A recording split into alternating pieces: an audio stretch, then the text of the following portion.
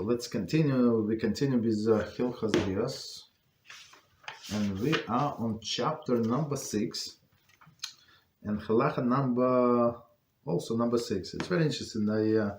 This Friday I recorded a few videos based on our last class. Right, you'll see two videos about loving a convert, right, which is very powerful.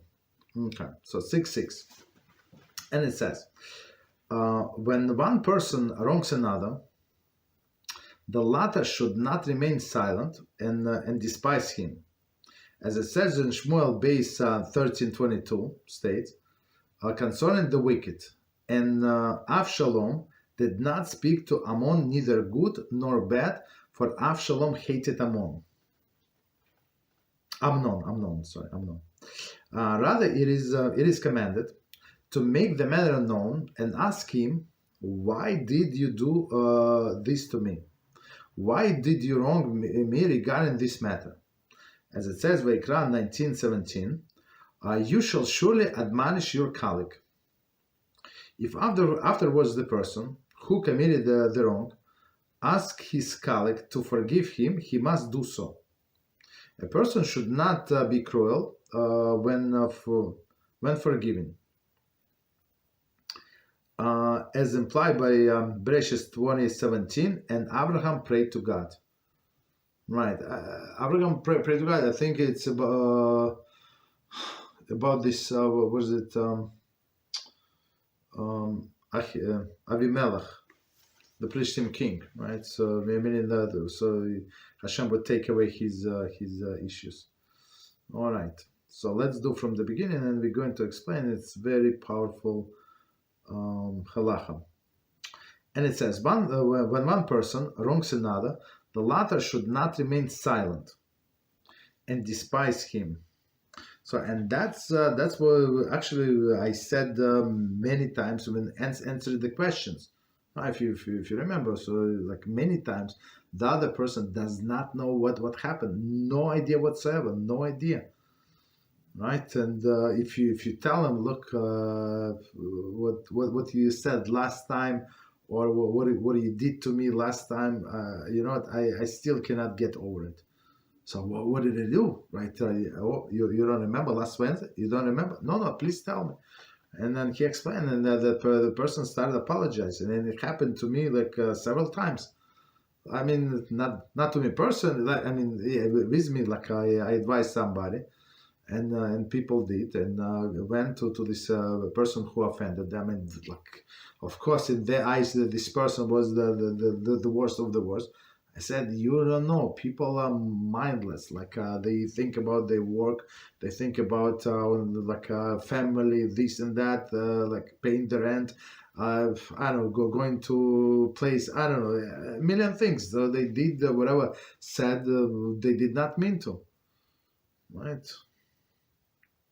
Or a person said, right, was upset. Somebody said something, like may make a joke, and got very upset, and the person like wanted to end the relationship. And I said to that person, like, that person, whoever made the joke, like most of the people in the world do not have your personal problem. I don't want to say what, but that like in general terms, right? Do not have a personal problem, so it's not like on everybody's mind, like to be so sensitive. So that person not so sensitive does not mean that person, the bad person, like in general. Right, so okay, so meaning go to that person and talk to him, right? Don't just despise him or her, right? So exactly as we said many times. Okay, and it says in Sefer HaMitzvos.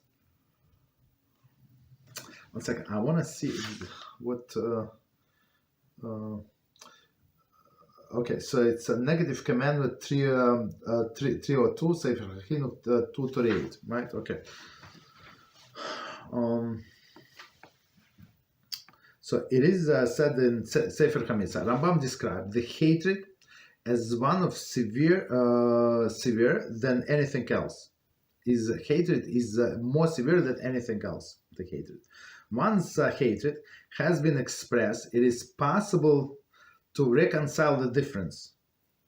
So meaning if a person at least said that his how he felt, how he's feeling about this offense, so there is at least a possibility, as I said, like from my experience several times, right, it was worked out, like that person apologized previously, like did not mean the mindless, not because they were sarcastic, because not so like not, we have to understand, we cannot like keep in mind like be so sensitive like everybody's issue, and somebody like mentioned to you something in passive for like 5 years ago, and in that person's mind he or she shared its secret with you, so now like it's like the secret in on the top of your mind, and you would be sensitive not to mention something like similar to not to offend the person.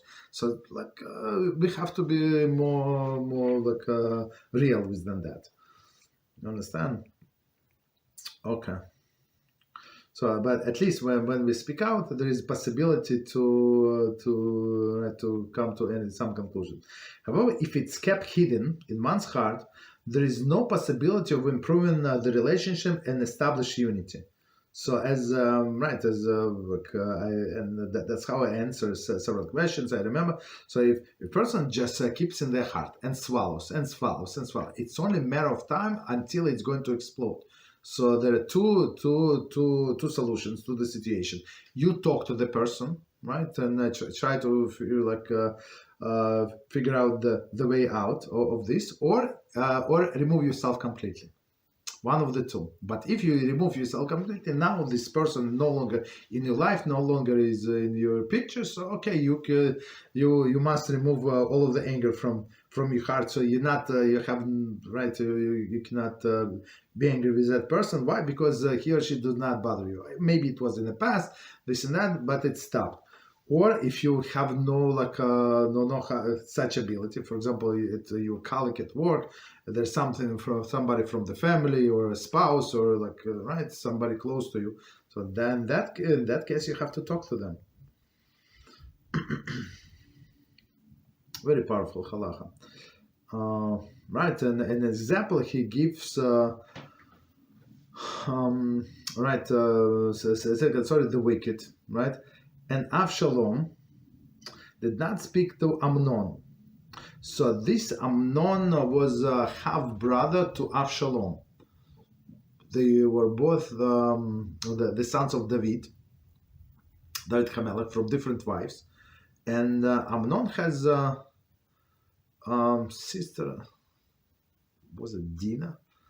I don't remember. I somehow want to say Dina. Maybe I'm wrong. Right, and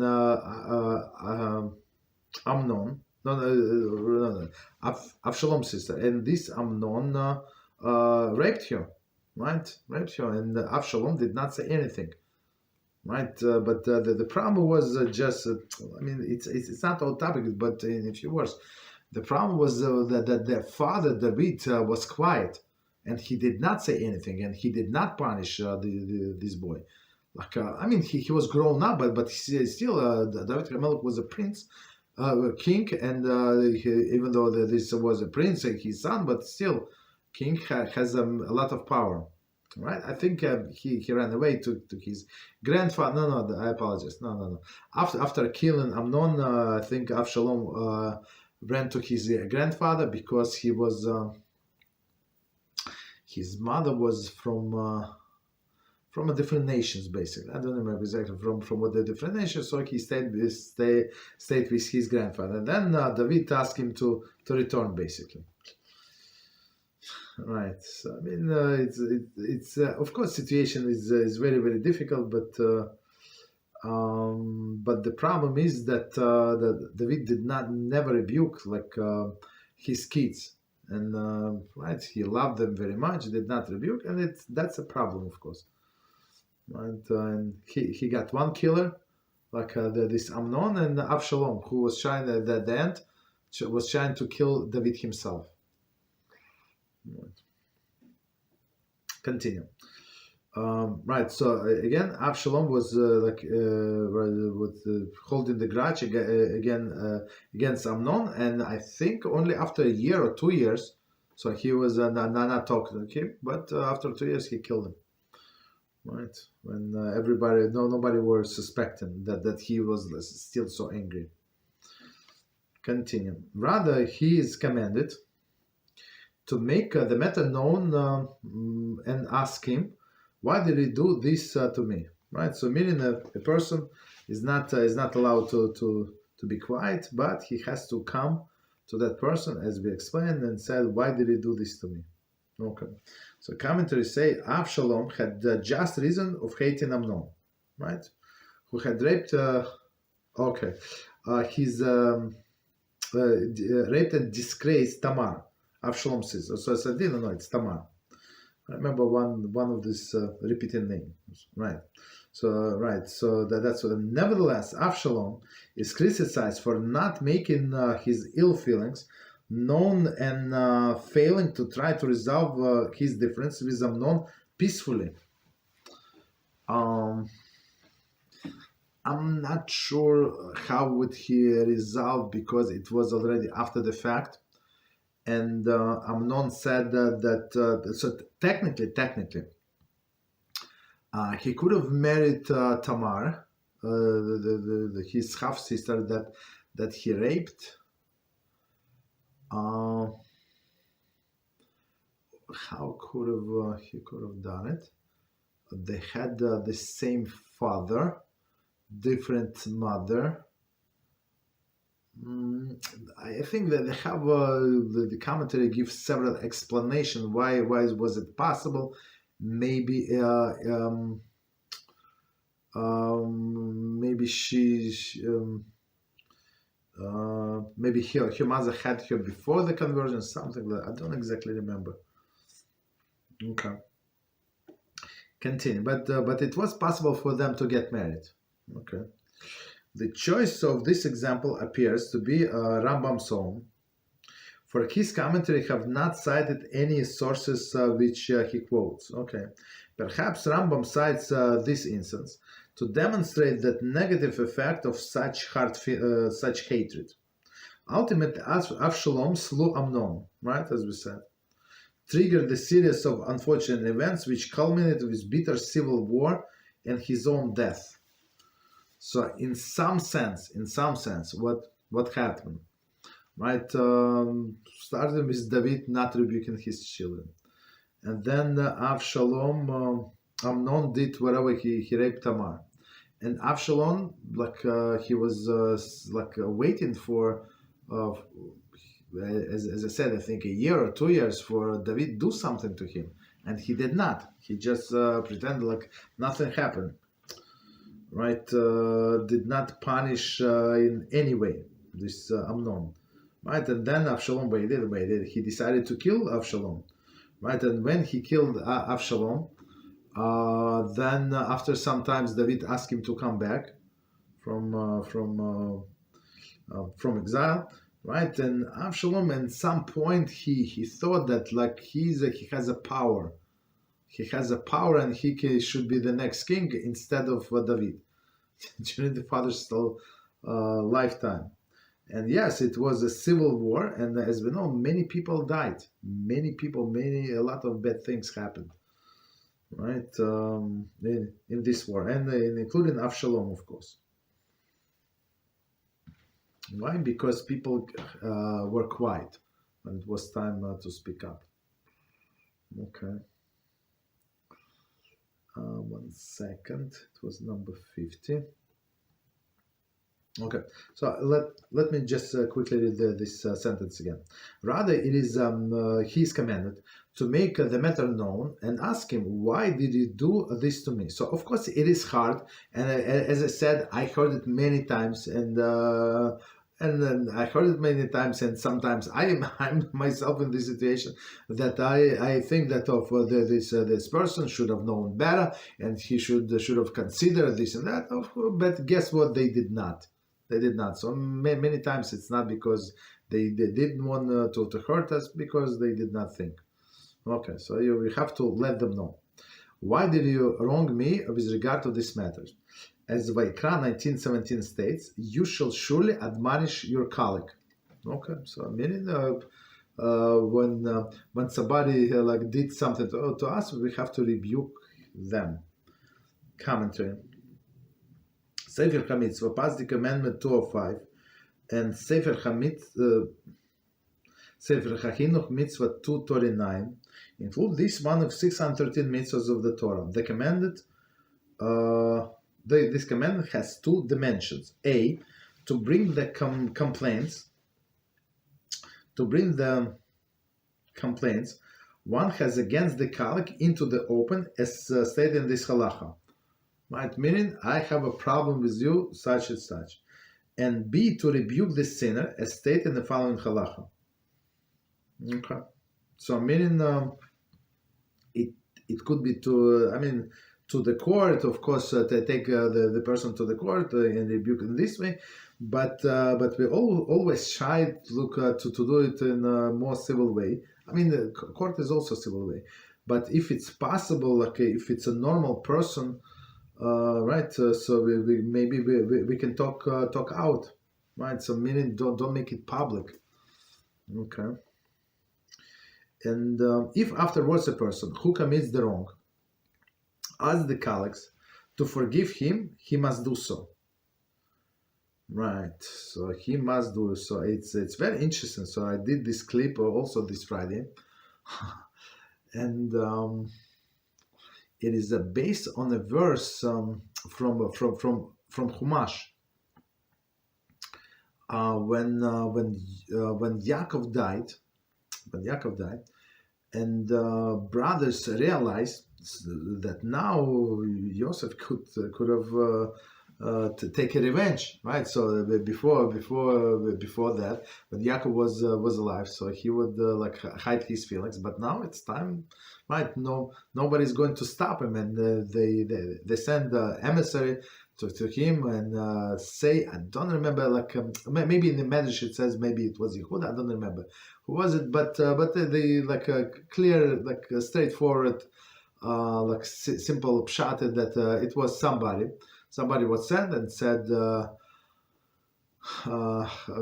right now Yaakov died, and the brothers are very afraid, and please, like forgive them, and for their despicable act, this and that, and then please don't get angry with them and stuff like that. So and now sages say in the Talmud, so the word please is used 3 times in this sentence, right? So meaning this emissary is asking Joseph to forgive brothers 3 times, right? The word please 3 times.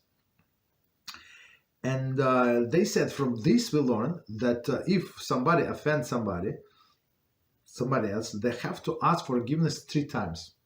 Based on that, that's how our sages learn halacha, and that's what we learn in Hilchos De'os. In Hilchos De'os we learn, right, that we have to forgive the other person, right? Of course, from the first time, but if somebody is stubborn, like for example, if we offended somebody, we have to come the second time. We have to bring somebody like to apply a little pressure, maybe his friends or her friends or her mother, father, brother, rabbi, somebody like to do it in three different settings, right? Independent, like you use the different wording to pacify the person, but if the person does not want to give in, they still very upset no matter what. So I mean, then we absolve from trying any longer. So, but 3 times we have to try. So that's what it says here, right? So I mean, in what? So meaning after if the offended one is the victim, right, did not forgive, so now he's actually like a sinner, right, because he's still holding grudge against that person. So again, if afterwards the person who committed the wrong ask the colleague to forgive him, he must do so. So, I mean, the language is clear. He must do so. It's not a good idea, right? He must do so. And commentaries say, Vaikran 19 verses 17 and 18 states, so he starts from 17, do not hate your brother in your heart. You must surely admonish your fellow fellow man and do not bear sin against him because of him. I mean, these two verses is like um,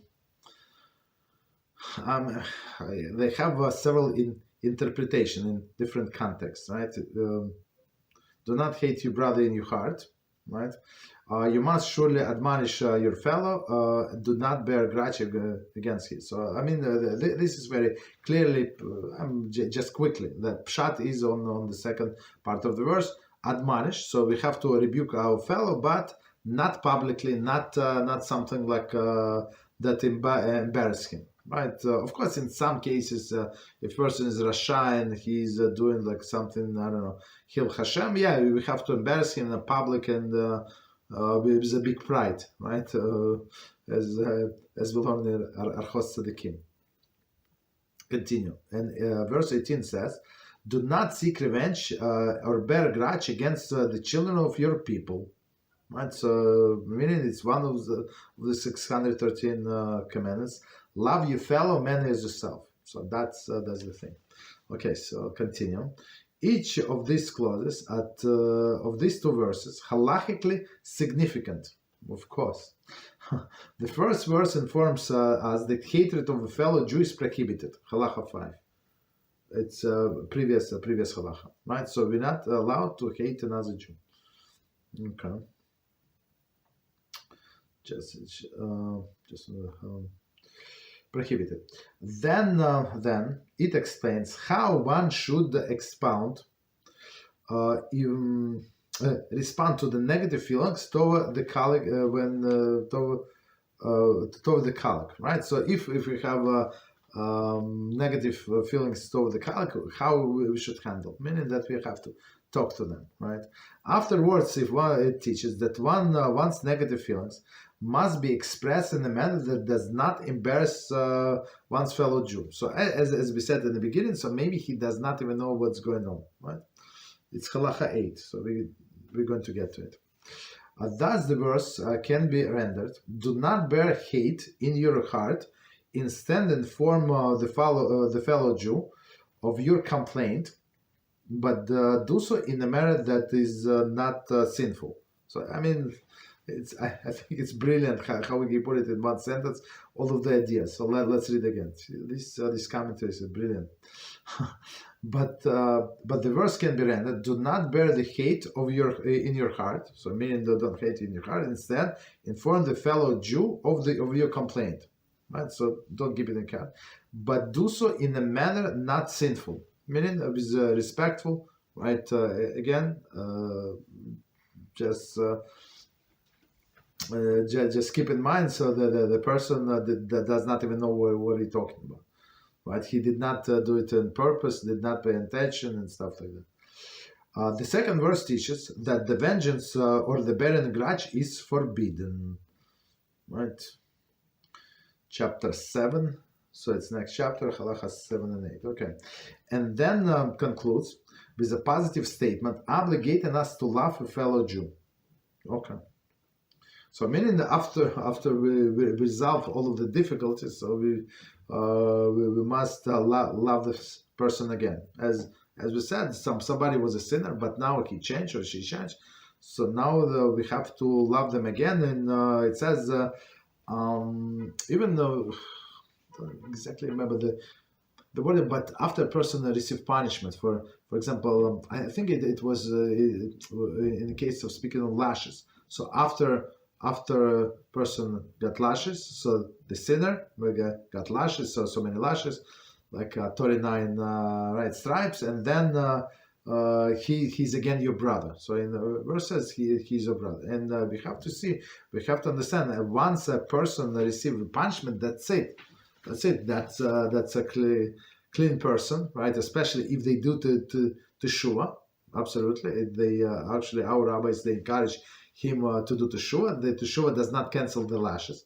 It's very interesting, right? You have to think before, right? Teshuva does not absolve the lashes, but after the lashes, that's it. If person did teshuva, he's pure person. He's our fellow again. Okay. So continue. A person should not be cruel when when forgiven, right? It's applied in Bereshit 20 verse 17. Abraham prayed to God. Okay, so let's see. See Yoma 87a, which gives several examples of sages who went out of their way to create circumstances that would allow a person who had wronged them to ask forgiveness. I think Rambam in Hilchos De'os said that. I don't exactly remember, but in the Talmud, the person who was offended, put himself in a situation that so the offender would meet him, right, and actually ask forgiveness, because many people, they will try to avoid, and they know that they're wrong and they have to do it, but they would simply avoid the person that they have to ask forgiveness or something. Okay, let me quickly check time. Wow. All right, so I think we can stop here. And let's do 5 minutes break, and we continue with our with different topics. And today we start second chapter. Chava Yashar. All right, 5 minutes.